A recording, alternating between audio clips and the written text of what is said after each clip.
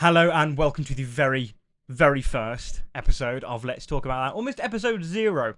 Yeah. Because we're not going to be doing anything particular. We've just had a few things that have happened over the last few days that we need to talk about. So, first of all, Superman released today. It is Friday the 11th of July. We have seen it. It is good. That was an understatement. But before we get into that, Hadyn, Yes. what did you do this weekend? I went to London. That's it. You went to London. I went to London and I attended the Fantastic Four First Steps premiere in London. I was and there. I didn't. You didn't. I couldn't go. But I made up for that in the fact that I went, and it was fantastic. Pedro Pascal was there. He was handsome as he always is. He had a nice suit on. He had a nice suit. Yeah, he did have a nice suit. The whole cast was. It was just overall just a brilliant, out of this world experience. It was quite literally something else. I've made a couple notes that I just wanted to go over quickly. Just with the event as a whole. It was just very well put together. As you kind of went in, it was kind of done as like a space launch, and you go in, there's like photos of them as astronauts, and it's like as if you're like walking into like going to the Excelsior before it. And you took a lot of photos. So what we're most likely going to do is we're going to put some throw photos some through. We'll throw some. So over this voiceover, we're probably going to have a few pictures. You're going to see what it was like. So yeah, what like. First of all, so you arrived in London. We did. You get to go to the event. We did. And you go into the premiere. What, like, as you're walking through? Because obviously, I didn't get to go. Yeah. So I want to know, like, when you're going through. I'll just poke myself in the face, my friend. When you're going through, like, run me from start to finish. What happened? So you sort of. So it's all the kind of influencers, TikTokers, content creators. They all sort of went in first, and then it was kind of then the rest of us that were sort of let in. So we went down the steps, we went through the blue carpet area, which felt very, very premium, very, very exclusive.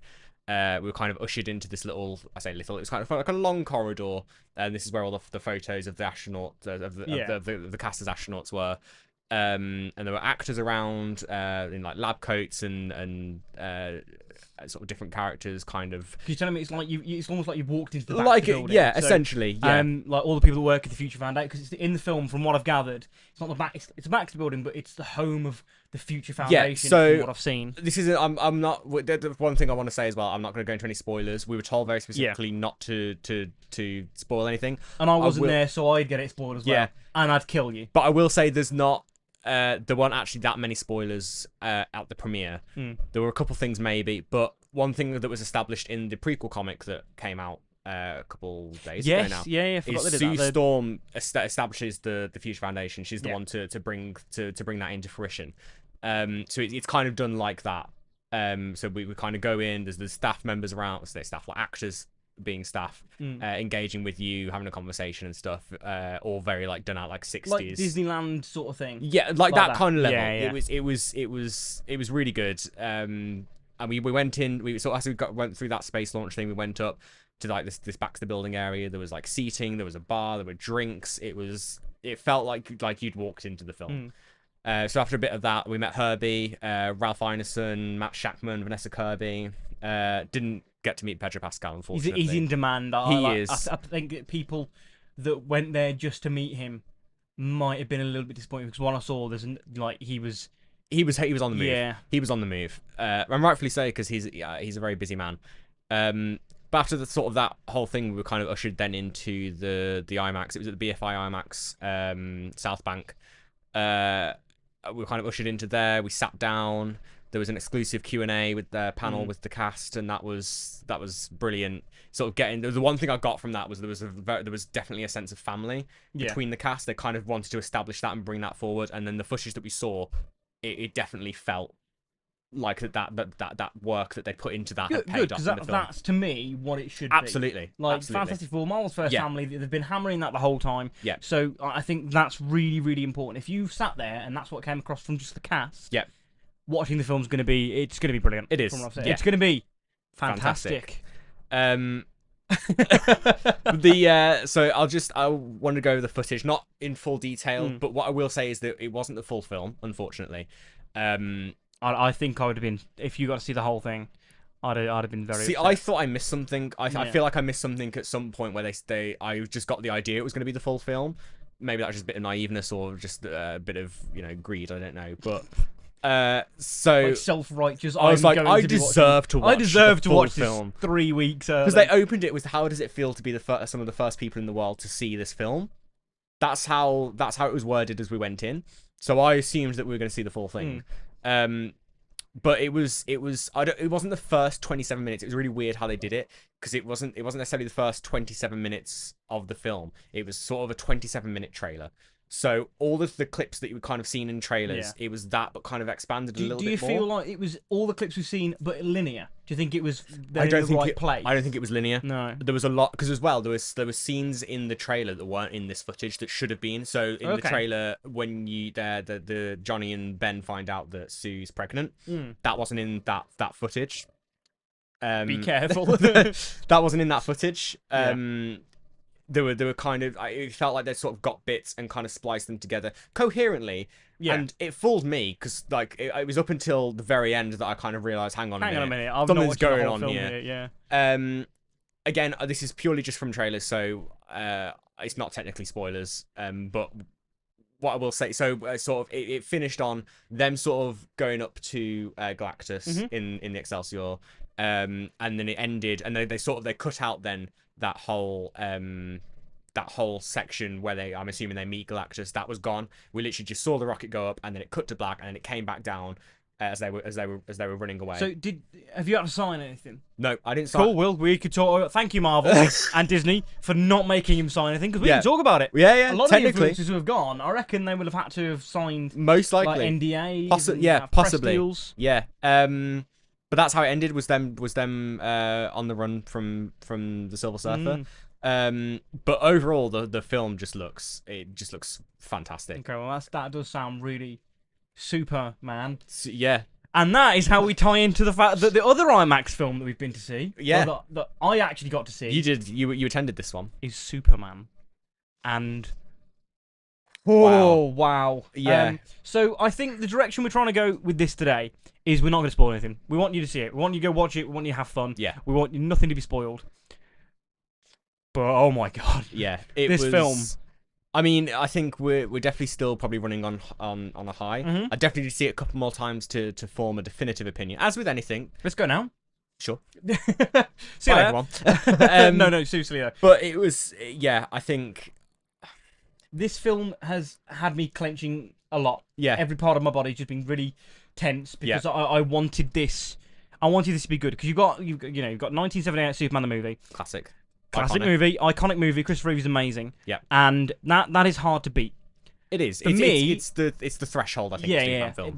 That is pinnacle Super. And then Superman 2, review-wise, has always been in front, ever so slightly. Yeah.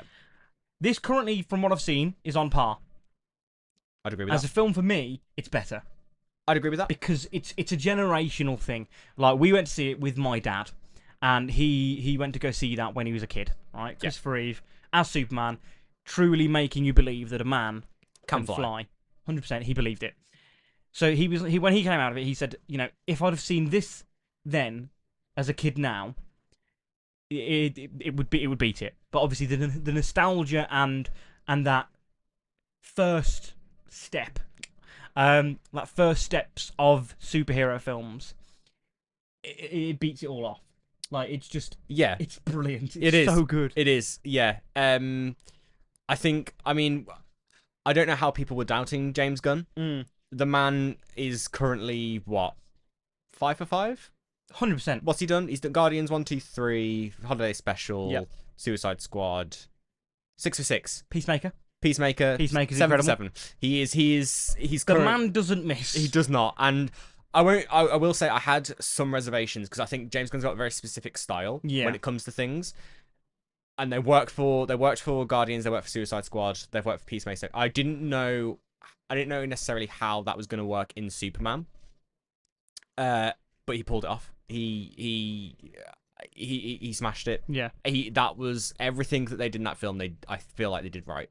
100%. So the thing that worried me about all of this was, as you said, James Gunn's style is very, very, very different to a lot of directors. It's very unique. It's not conventional. No. He relies a lot on music. Yes. Not relies, but he utilizes music He does really, really well. He does. That is my only gripe with the film. I said to you when we finished, I said, if I had to give this out of 100%, from 0 to 100, I'd have given this a 95%. Yeah. And that 5% is there's a couple of things that just felt a little bit long, like certain scenes, like you, in the trailers. Obviously, you've seen the interview scene. Yeah. I felt that was a little bit long. Okay. I don't think it it had you had the back and forth between Lois and Clark. Yeah. Clark blending in between Superman and Clark. Brilliant. Which was great, seeing that transition and then seeing her being able to annoy Clark Kent underneath the persona of Superman was fantastic. Yeah, absolutely. To weave fantastic in there again.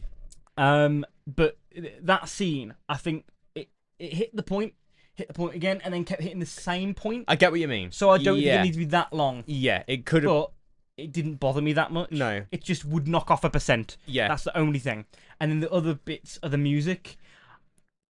As much as I love James Gunn and his use of music, I think he relies a little bit too much on the nostalgia of the original John Williams Superman theme. Yes, there was used a lot. It's basically any time this is a Superman moment. He's gonna fly and punch something. He's gonna triumph. He's gonna succeed. It was always that. Yeah, it was every time. Yeah, I kind of wish I don't know. I've not listened to the full soundtrack yet. I don't know if he has his own theme. I think he does. But it's got elements of that in it. I wish that was used more. Yeah. Because the sort of revised John Williams score that was used a lot. Yeah. And it kind of, I don't want to say it took me out of it, but I did sort of clock on a few times. If it's something that you notice, it's not necessarily done its job well. I don't Absolutely. Think. I agree with that gripe with the music, because I think, I don't want to go on too much of a tangent, but I think in Guardians of the Galaxy, the music in that works because it has a connection to the main character. Yes. Peter Quill has a connection to that music. There's a narrative there, but I do feel like the John Williams score was used a bit in sort of to be like, oh, look at this. Speaking of like jukebox songs, directly from albums or bands or whatever, I do feel like this has Edgar Wright aspects where the music serves the scene. Yes. And it's chosen and with a specific thing in mind. There's a scene with Mr. Terrific. We won't go too much in details. Mr. Terrific and Lois, and there's really good use of music. I'm not going to go over it too much because I said not going to spoil it. But the way that's done is very Edgar Wright-esque, where the music influences how the scene's been done. Absolutely. And I love stuff like that because I do love Edgar Wright. Brilliant. Yeah. I think James Gunn loves Edgar Wright from what I've seen.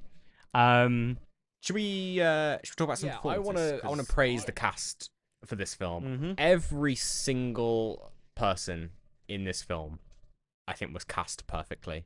Yeah, I'll agree. David Corenswet as Clark Kent and Superman, I think, is quite possibly. I'm glad you said it that way around. Yeah. Because every single opportunity, he is Clark Kent first. He is, absolutely. That's the important thing. I'm not going to spoil the film. No. But the important thing about Superman is that he's a human being. He is. And that, I think, the heart of it. That is what this film, I think, tries to put forward in this, is that it's his humanity that makes him who he is.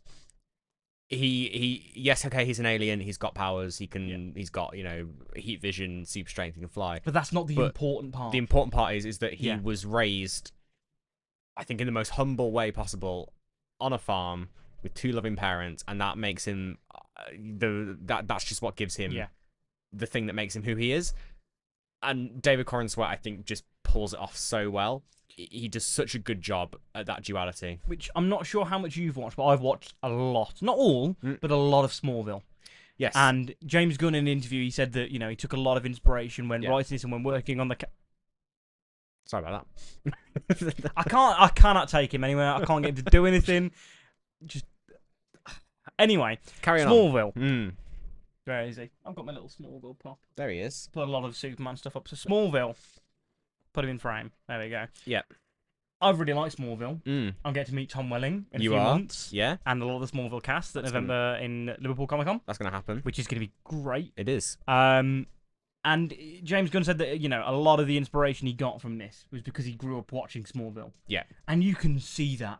The elements that Tom Welling brought to Superman. Because, there are many key people that you speak about when you talk about Superman. Yes. Christopher Reeve always comes up. Tom Welling always comes up. Yeah. And then whoever the current one is. Yeah. That's you've got other people that have played Superman. Yeah. Like obviously, you've got your Dean Cain, who said many things about this new Superman film that I don't necessarily agree with, but he said them. Yeah. You've got Henry Cavill, Mm-hmm. who's obviously recently passed on the torch almost. I think I passed away then. I thought that was no, he's not passed away to me. No. And like, I don't think anybody's been bad. No, Brandon I wouldn't Routh say as so. well. I don't think I've ever seen somebody play Superman and go, that was terrible. Yeah. Tyler Hoechlin, who I'm meeting tomorrow. Oh yeah. Just putting in these little drops, little nuggets of things. They're all pretty damn good. Absolutely. You see these people play these roles across all of comic books, and some of them just go, oh, that didn't really work. I don't think I've ever seen a Superman that didn't work. Absolutely not. But this one, for me, works the most. I think. Yeah, I agree with that. Personally, of course, everyone's throwing opinions, but for me, I think he's the best that's done it. Yeah. I think he nails the perfect part, which I think is so important with Superman, is that he plays Clark Kent playing Superman. Yes. And 100%. And we mentioned it before, that interview scene between Lois and Clark and Superman. Yeah. You can tell. It's just how he flicks between those two personas. It's, I can somewhat act it out. It's when he goes from, I'm Clark Kent, and he leans forwards and his shoulders come up, and his voice changes, and he goes, Lois Lane, and he brings it down. Yeah. And again, it's not a spoiler, it's in the trailer. And that is such a beautiful, to be able to do the voice and the posture, and knowing what aspects make Superman Absolutely, Superman. Yeah. Because it doesn't. It's an interview on an audio device. That's it. On a recorder. He doesn't need to do that. He doesn't need to do the posture, but he does, because that's how he Clark Kent becomes Superman. He physically changes. Yeah. Which is I really, really like. And again, it's in All-Star Superman, which I've got behind here. The way that they've drawn Superman in that is very big. Yeah. V shape. Broad shoulders, a big narrow boy. waist, down here. Yeah. And then as he becomes Superman, the shoulders come back and his head comes forward. No, Clark Kent. as he becomes Clark Kent. Yeah. The shoulders come down. The chest. It's very like slumpy. Yeah. And he just does it perfectly in this. I think just brilliant. That's all I can say. He's just brilliant. By Clark Kent. Who else should we talk about? I think Nicholas Hoult as Lex Luthor is a standout. Yes. In this, I'd leave him till last for now. We're going to talk about Lex Luthor. We'll talk about him at the very end. Who else have we got? I would say Nathan Fillion was my next standout for me. Okay. I absolutely. I've been watching. I think that's because I've been watching a lot of The Rookie. Like I had a couple weeks off work. And you just binged. I just the whole binged. Thing. The whole thing. I'm currently just watching through season 7, which is being released at the moment. I'm up to date, and I started watching it 2 weeks ago, and there's 7 seasons. That's quite the commitment. But Nathan Fillion, is he good? Yeah, I love him. Yeah, I love him so much. He is. He's Canada incarnate. Him and Ryan Reynolds. Yeah, just two of the loveliest people. Every time I see them talk about anything, he's such a lovely one of them man. that just I think feel like gets engaged with every role he's ever. And slight sidetrack. Have you ever seen his rendition of Uncharted? Is that a fan film? It's the fan on film YouTube? One Yeah, I have seen that. So good. It is. I've never seen anything that I don't like him in. I'd agree with that. And I think what's so great about him in this, coming off of that, is that his character's unlikable, but you love him. Yeah. He's a dick. I was thinking, I was like, how do I word that better than he's a dick? No, he's a dick. He is a dick. But he's flipping off the military while he's doing it. But he's one of the. It's the same way as you know Peacemaker. Yeah. Have you seen the TV show? I've not seen the full. I've not seen the full season. I think I watched 1 or 2 episodes. It's not because I didn't like it. I just didn't carry on. And it's the same sort of thing as Deadpool. Yeah. Any actor, John Walker. Yeah. Any actor that makes a terrible character really likable is so good at their job, because that is a hard thing to do. It's easy to hate a character. It's harder to hate a character. You just go, oh, I hate them, but they're so good. Yeah. And you can separate the actor from the character. You've got to. It's just so good. I think Rachel Brosnahan. I think mate, you know what? I'm gonna go as far as to say, as we did with David Cornsweet, I think she is the best interpretation of Lois Lane I think I've seen. I really liked what she brought to that role. Yeah. She was witty, she was assertive, she was... You are still speaking to a Smallville fan, and I do have a soft spot for Erica Durance. That's fine. That's fine. She comes in season 2, like midway through season 2. Yeah. And, like, not to spoil anything of Smallville, they pretty much don't get together till, like, season 7, 8. Wow, okay. The long, so, like, long it's game. the long... Yeah. So you kind of... It's a bit hard to not compare to other people who've played the characters. You've got to remember, things in, like, the CW and in Smallville that have had many, many seasons, there's the long game. That's it. It's so hard. Like, they have to drip feed the character and of course. pull you in and make you love them. Of course. On a film, they've kind of got to... You've got to love this character straight away. Yeah. But I think she does it. I think she just does that character so well. Her chemistry with David Cornsweet is perfect. Out of this world. Because they do explain it in the film, but they give you very, very specific timelines. Lots of 3s, I noticed at the start. Yes. Without spoiling anything. Yeah. It's 30 years. It's 300 years, 30 years, 3 years. years, 3 years, 3 months, 3 days, 3 minutes. Yeah. It pulls it all through. Yeah. And there's a lot of 3s, which is an interesting... I don't know why they chose 3. Maybe they settled on 30 decades. 30 decades? It's 300 years old. No, 3 decades, and then we're like, well, we'll do, 3s. Yeah. But they give you very specific timelines, and I think they've been dating 3 months. Yeah. And it's what they've got is very uneasy. Yeah, it feels like a start of it's a start of the relationship, and it very much is that. And I appreciate that it wasn't necessary, and I like that it wasn't.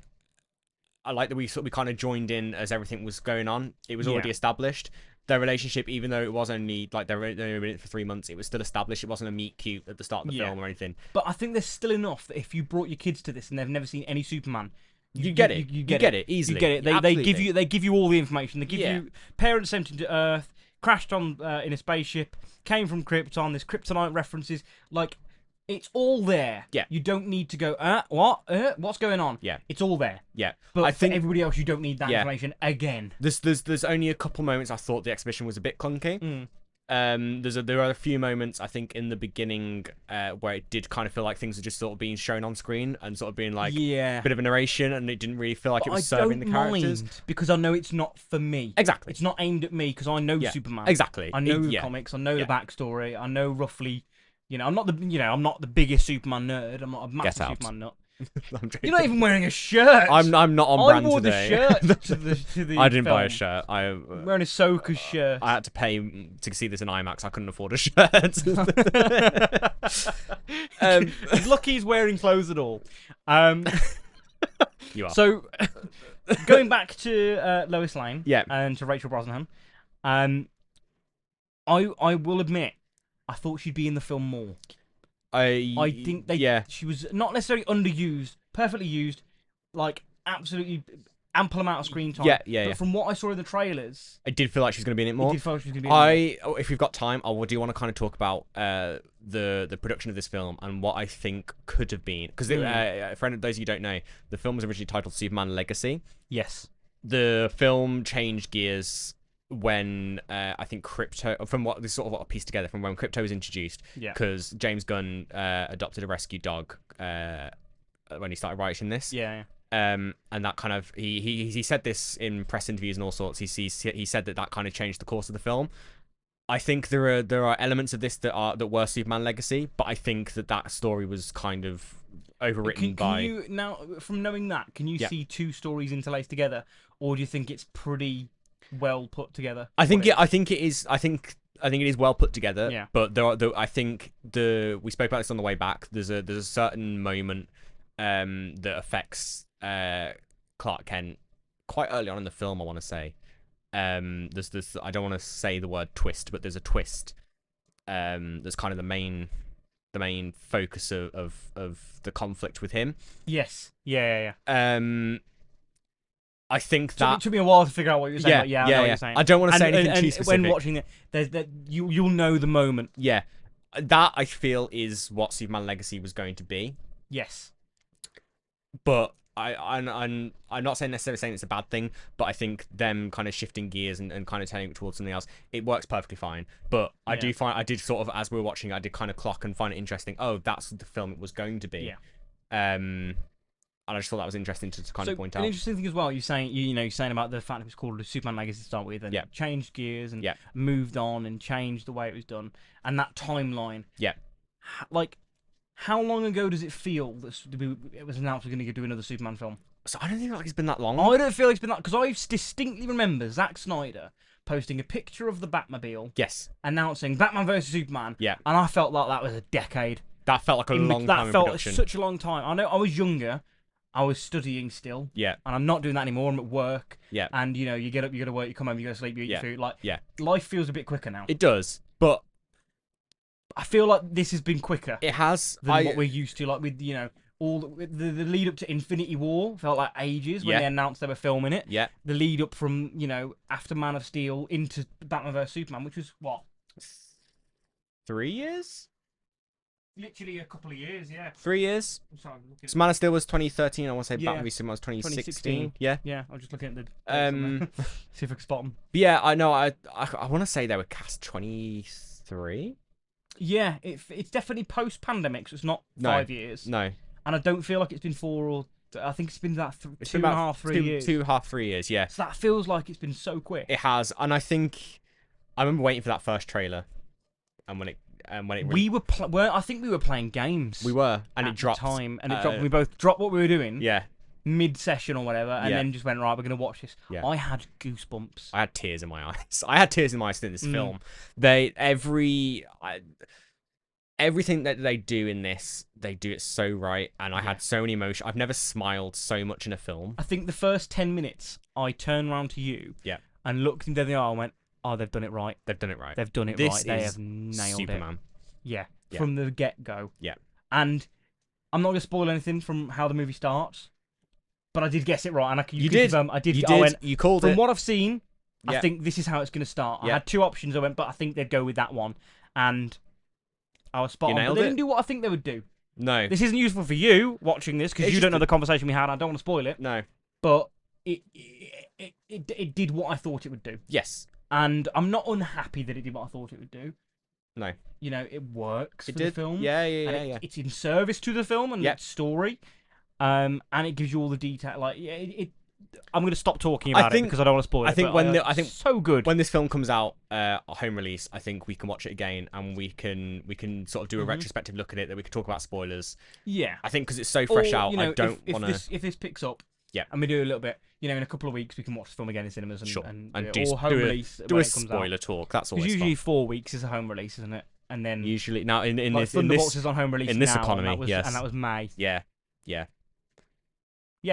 About 1 or 2 months. Yeah. But I forgot what I was going to say. So we've done Clark Kent Superman. Yeah. Lois Lane. Yeah. I was very surprised by Jimmy Olsen. I think that was not a direction I thought that character would go in. So there's a short. I want to say it's a whole comic run where he's basically a womanizer and he just goes around picking up girls. Lovely. And James Gunn since said that he's thinking about developing a TV miniseries for Jimmy Olsen, and if that's what they do, Jimmy Olsen, lady killer. Yeah. I think he's going to be a fan favorite. I think Eddie Gathagi as Mr. Terrific is going to be another fan favorite. He was great. He was great. He was so good. And it's not even a problem with the casting. My only problem with characters, one, it just felt like a very heavy cast. There were a lot of characters in it. I feel like that worked. It did. I feel like the Daily Planet had a lot of people in it, which of course it needs. But it did feel like there were a lot of characters that were kind of named. Well, the Daily Planet. Here is one staff member. Here's Perry White. Here's Perry White and Lois Lane on his own. Jimmy Olsen. That's it. That's all that works here. In this climate, newspapers. Yeah, to be fair. Poor things. My only other gripe with the characters is Isabella Merced as not in a Port Girl. She felt very underused for me. She was great, but I think from what I've seen, Nathan Fillion and Isabella Merced, they're heavily used in Peacemaker. Okay, I hope she gets used more in that. I hope so, because it did feel like she wasn't used to the. She had plenty of action, but they don't really talk. Yeah, no. all the dialogue with Mr. Terrific and Guy Gardner. That was it, really. Yeah, absolutely. But again, I think everyone was perfectly cast in this. Yeah, I have not seen somebody that's been in this and gone, I wouldn't have cast them. Everybody absolutely perfect. And that leads us to the person who I think, other than Superman and Clark Kent, stole the show, Nicholas Hoult. Wow.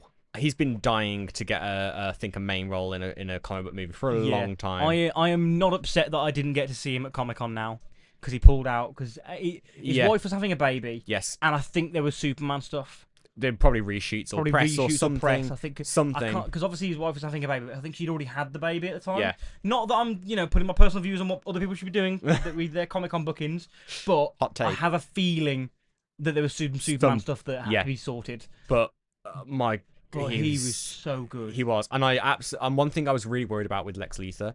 There are some great iterations of the character where he's much more than just a bad guy.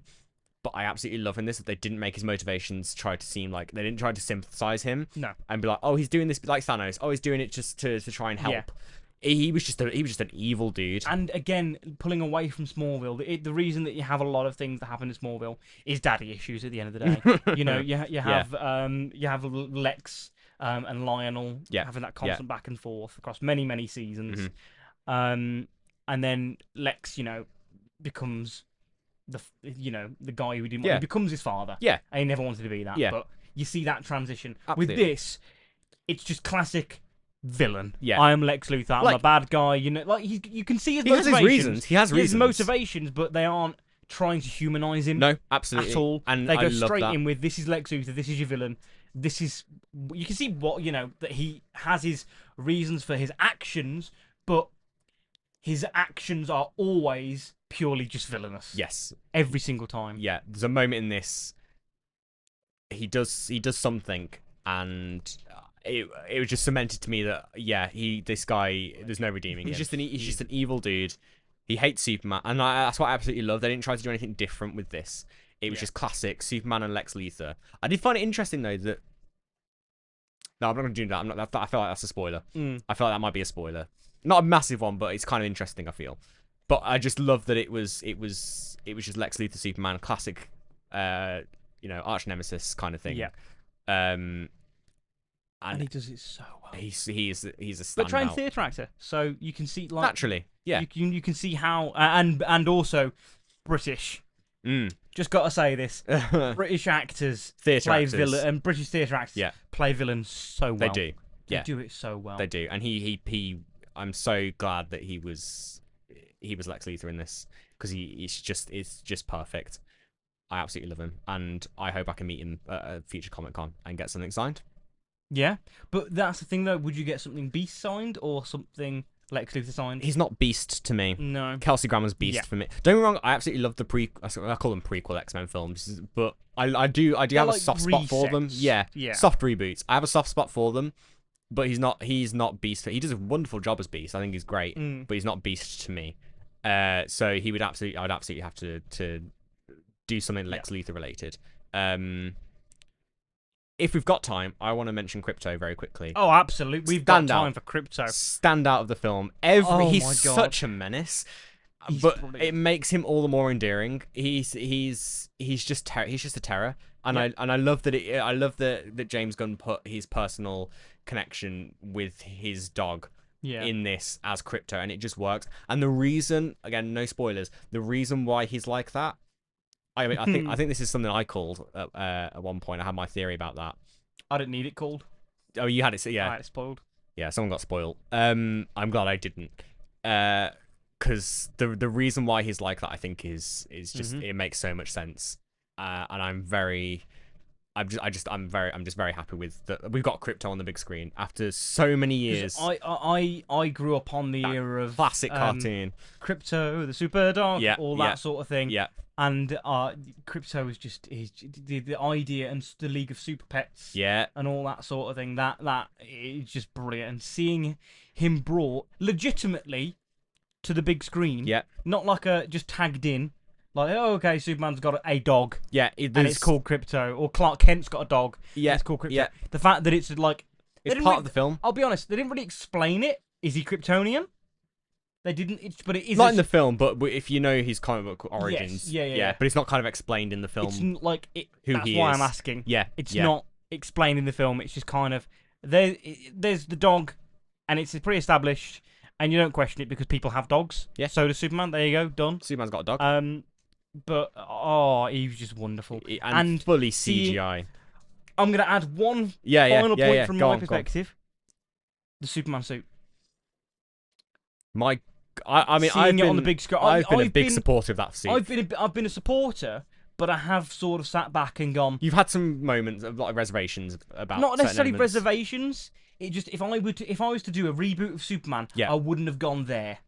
Okay, I'd have gone alternate outfit, 100%. Yeah, I'd have gone. It needed something different. Yeah, that to me is the Superman logo. Yeah, and I know that we've got Kingdom Come, which we've got up there. Yeah, can't see that because my big head. Reference points. So, to me,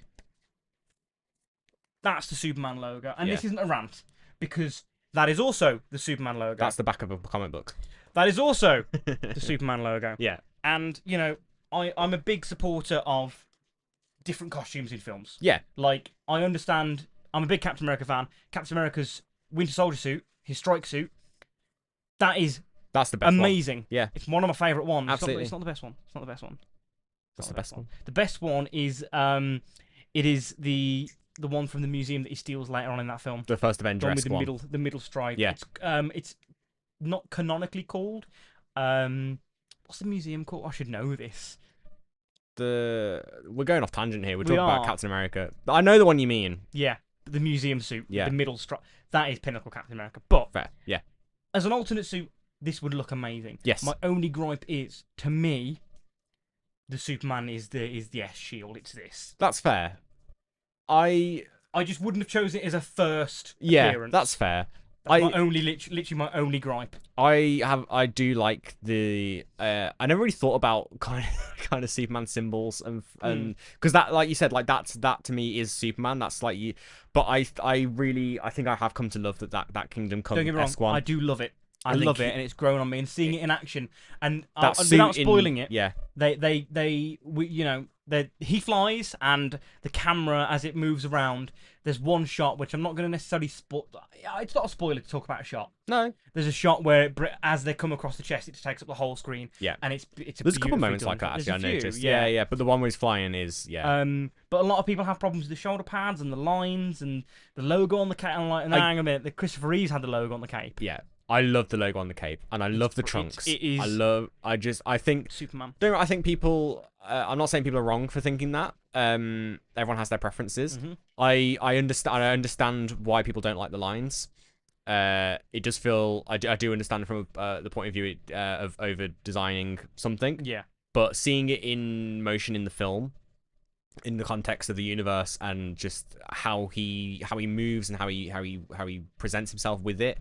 It's perfect. It's fantastic. It is. I love it. It's a beautiful suit. And I'll be sad to see if it ever goes, because I think I have said that there'll be different iterations of that. They have. James Gunn has said that, you know, across the multiple different films, and across, you know, when he appears, he's bound to appear in other films, because that's one thing I like. It's very much an interconnected world. Yeah. You have an already established world. Yeah. Which is your working name. You have, you know, you have Lex Luthor appearing, and there's all these different cities and places, and they all have history and pre-existing stuff. Yeah. It's not like Superman arrives and now it's the start of this universe. Yeah. It feels very much lived in. Absolutely. Which I think is one thing. You can't talk about the current DC stuff without talking about Marvel. No. Like, it's very weird that you have Iron Man, Hulk, Iron Man 2, Thor, and now you have Captain America, and then later on you have Captain Marvel, which is actually before Iron Man, after Captain America. Yeah. And the Eternals, which are way before then. Yeah. And you have to retroact. You've got to retcon a lot of things to fit his like more characters in if you want exactly, it to. Yeah. And then you have like Daredevil, which is now in the MCU, which wasn't before, who was around during the Battle of New York. And I know we're going to get into Marvel a lot later on this channel. Yeah. Very heavily. Yeah. But it's a thing you can't talk about DC without Marvel. But with good reason. And I think James Gunn is in a great position because he's obviously worked with Marvel. Yep. Marvel has established himself over the last what's it, almost nearly 20 years now, 17 years currently. He's Marvel's nearly an adult. Yeah, wow. He's watched and learned and been able to take what they've done and apply and it the to mistakes they've made. Yeah, that's what I mean. Sure, Yeah, so the mistakes that they've done, I think, like you mentioned, with trying to retcon and shoot one, but like get things fitting in when they're getting the rights back for stuff. He said from the start, games, TV shows, movies, something else. It's all connected. The animated stuff. Animated stuff, that's the one. Because we're going to get the dynamic duo. We've had Creature Commandos. Peacemaker. You've got Peacemaker, Suicide Squad, all of that. I think Suicide Squad is tied in. The second one. Yeah. Second Suicide Squad, Peacemaker Season 1, apart from, this isn't a spoiler, at the end of Peacemaker Season 1, you have the previous the original, Justice League a couple of Justice League members, arrive, and a few references. He said, other than that, ignore them. Yeah. Blue Beetle, I think, is being worked in as well, but he's getting an animated series. That? I've not watched it. I watched it. I wasn't a fan. I wasn't a fan. That's right. I grew up on the Blue Beetle from Batman the Brave and the Bold. Yeah, and it didn't. But when I say I didn't like it, it means that I didn't like it. I don't think it was bad. Yeah. Which I think a lot of the things that we're going to talk about on this channel are going to be a lot of opinion. Yes. And it's never, always take it with a pinch of salt. There's going to be a lot of, we're going to defend a lot of things and be like, actually, this, For the Dark World isn't that bad. That sort of thing. Yeah. And we'll probably end up contradicting ourselves multiple points. But yeah, but exactly. I think this is, I think we can kind of sort of work this into into a wrap up, because I think we've been rambling on. Yeah. Not even about Superman, we've gone about over stuff. half an hour. Yeah. The reason why we want to put this out now is that we want to kind of establish that this is going to sort of be a very kind of positive, not to say positive, but I think we love these things we're talking about. And I think in such an age on the internet where a lot of things are hated before they even come out. Yeah. We kind of want to just sort of be a kind of a force for good. Yeah. In a sense. And that's not necessarily saying that we're biased against anything, or we're just sort of loving everything for the sake of loving it. But we like these things. We want to praise them and talk about them. And they're gonna have their faults. Yeah, absolutely. I don't think there is a single thing that has been made by Marvel, DC, Star Wars, John Wick, anything that's got a franchise. I don't think there's a single thing that is 100% perfect. No, but does that make it bad? No. No. And does it mean we don't enjoy it? No. No, this is entertainment at the end of the day. Exactly. If you can't switch your brain off for 2 minutes, yes, and just accept that something has a fault and that doesn't necessarily make it bad, stop watching films. Treat it like people. Yeah. People aren't perfect. He's not perfect. That's it. I wasn't going to say anything else. No. Brilliant. But I'm not perfect. He's not perfect. But we get along. We're friends. Yeah. We're very close friends. Yeah. And everybody's got their bad traits. It's the same as these films have got their bad traits. TV shows have got their bad traits.